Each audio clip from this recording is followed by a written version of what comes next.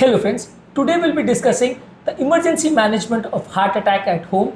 This is the third part of this video in which we'll be discussing the important tips regarding shifting of the patient from the home to the ambulance and to the hospital. What are the important steps and important points which should be kept in mind while calling the ambulance and while shifting the patient. So before we go into the topic, I would request the people who are new to my channel to subscribe to my channel, to like the videos, comment on the videos and to share the videos. This is the part 3 of the series of videos on emergency management. In the first part we had talked about the medicines, the second part we had talked about the symptom management, and today we'll be discussing about the shifting process. Important and pertinent questions in regard to this will be addressed. Before I dive into the topic, I would request the people to subscribe to my channel. So let's go into the video. First of all, if at all the patient is having a heart attack, it is always essential to call the ambulance. That should be the first thing which should be done. Very often it happens that you try to administer resuscitation and to stabilize the patient, but you forget calling to the ambulance. Any ambulance to reach you to your home will take at least 10 to 15 minutes in most scenarios, maybe at least 5 to 10 minutes, even if it is available very close by also. So calling the ambulance should be done as early as possible. Ideally, a cardiac ambulance should be available in all the cases. Cardiac ambulance is an ambulance where ventilator facility, resuscitation facility and emergency cardiac management facilities are available. A routine non-cardiac ambulance might not contain all these facilities, which might be important during the process of shifting to the patient. That is why a cardiac ambulance should be called. But what if a cardiac ambulance is not available? Then a routine ambulance can be considered to be the second preference. If that too is not available and a delay of at least half an hour is occurring before you get an ambulance to your home, you might consider shifting the patient in your own car. Ideally, the patient should not be driving the car. The relative should be driving the car and the patient should be in the back seat of the car, and the car has to be driven straight to the hospital where an emergency cardiac management facility is available. The choice of the hospital is also important. You have to go straight away to a hospital where emergency cardiac management facility is available.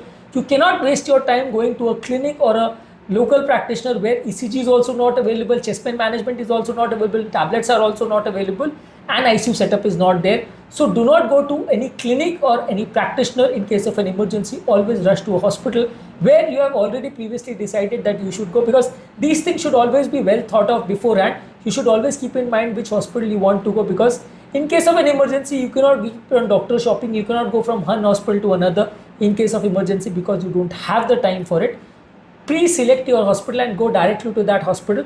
If at all in case of an emergency, you can call the hospital also and book your bed or your emergency bed or your hospital bed, if at all that is essential in that hospital. But in case of emergency, all these numbers should be available with you beforehand. The number of the ambulance, the number of the cardiac ambulance people, the number of the hospital, everything should be available. If at all any cardiologist is available, that number should also be available with you so that you can manage the emergency in an appropriate way. What is the role of multiple people in managing a cardiac emergency? Usually in case of a cardiac emergency, one person cannot do all the calling stuff, resuscitation work, giving the tablets, everything. In case of a cardiac emergency, if at all a patient is having a problem, call as many relatives as possible at that point of time. At least 5 to 6 people should be available. Cardiac massage also, if at all it is required, 2 to 3 people should be available to do it. Other tablet giving, calling the ambulance, calling help, calling the doctor, everything has to be managed by different people. That is why work should be defined. Who should be doing the calling, who should be doing the resuscitation, who should find the tablets. That work also should be defined previously only. So all these things should be arranged. One person alone cannot help a patient having a cardiac arrest. So ideally 3-4 people, if they are minimum available, that will be helpful in case of a cardiac arrest during the process of shifting. And these people can go along with the patient in the ambulance or accompany the ambulance in their own vehicle. But ideally these people should also go to the hospital until the patient gets stabilized inside the hospital also. What is the importance of doctor shopping in this regard? In some countries, and especially in a society like India, sometimes the people do not have trust on the doctor. Once the doctor tells the patient is having a heart attack, people might go to doctor shopping, they might go to some other hospital or to the third hospital, and this unnecessarily wastes time. Usually in case of heart attack, it is a medical emergency and you do not have any time to waste. Ideally start the treatment as early as possible. Second opinion about the problem can be taken at a later date once the patient stabilizes. At that point of time, go directly to the hospital where you have the maximum amount of trust. Start the treatment over there. Once the patient stabilizes, even if you want a second opinion, at that point of time, you will have all the ECG, echo reports and other things, and you can take a second opinion at a later date. But at that point of time, going for a second opinion and going for doctor shopping can be extremely dangerous. Sometimes you might lose the life of your patient inside the ambulance only. So that is very important, that do not waste your time and reach directly to the hospital where you trust and start the therapy as early as possible. What can you do if at all a big hospital is not available in the close by vicinity and only a small nursing home or small center is available? You can straight away go to that hospital which is available in the vicinity, get an ECG done. That will help you in understanding the seriousness of the problem, how exactly big is the problem, whether there is actual heart attack or not, whether it's a small, major or a big heart attack. You can WhatsApp the ECG or send that ECG over a social media platform to the doctor. Take a second opinion also, and once the patient gets stabilized, you can shift the patient in an ambulance to the other center. If at all a thrombolytic facility is available at the nearest nursing home, that can be initiated. If that too is not available, then sometimes it might be better that you straight away go to the nearby hospital. If at all the hospital is available, several kilometers available, maybe 20, 30, 40 kilometers available, then that might become a problem. So whatever local therapy is available, that might be initiated. If the patient's condition is very bad, you can initiate therapy at close by. And if you feel that the patient's condition is likely to be stable for the next several minutes, then only you should consider directly shifting to that hospital. If at all the patient looks unstable and is having severe chest pain, better to try to stabilize the patient at whatever center is available close by with basic facilities available. Don't go to a clinic, but at least basic facilities should be there available. And if at all this patient becomes stable, then you can shift to the nearby hospital. If there is no hospital, no clinic, nothing is available, then you have to call the ambulance and try to shift to the nearest possible hospital where appropriate facilities for management of the patient are available.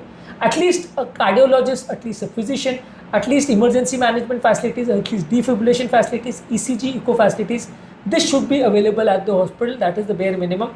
Cath lab may or may not be there. Cath lab, if at all it is there, that is the best center for shifting. But if it is not there, at least these basic ICU management protocols should be available, and you can shift your patient earliest to that center where these facilities are available. Do not try to feed anything to the patient during the course of shifting of the patient. Once the patient becomes stabilized, then the patient can be shifted to a higher center. But shifting to a higher center which is very far off, maybe 2-3 hours away, that should not be done in a crisis period. That should be only done once the patient becomes absolutely stable. And if the doctor says that he is stable to be shifted, then only a long distance shifting should be done. A short distance shifting can be done early in the course of a heart attack, but a long distance shifting should not be attempted because during the process of shifting, there are high chances that the patient might suddenly deteriorate. So in this topic, we have discussed a few precautions and important questions which are important in regards to the emergency management of a heart attack, in regards to the shifting process of the patient in an ambulance. I hope that I have discussed some new topics or new points which are useful to you. Before I end the topic, I would request the people who are new to my channel to subscribe to my channel, like the videos, comment on the videos, and to share the videos for the benefit of everyone.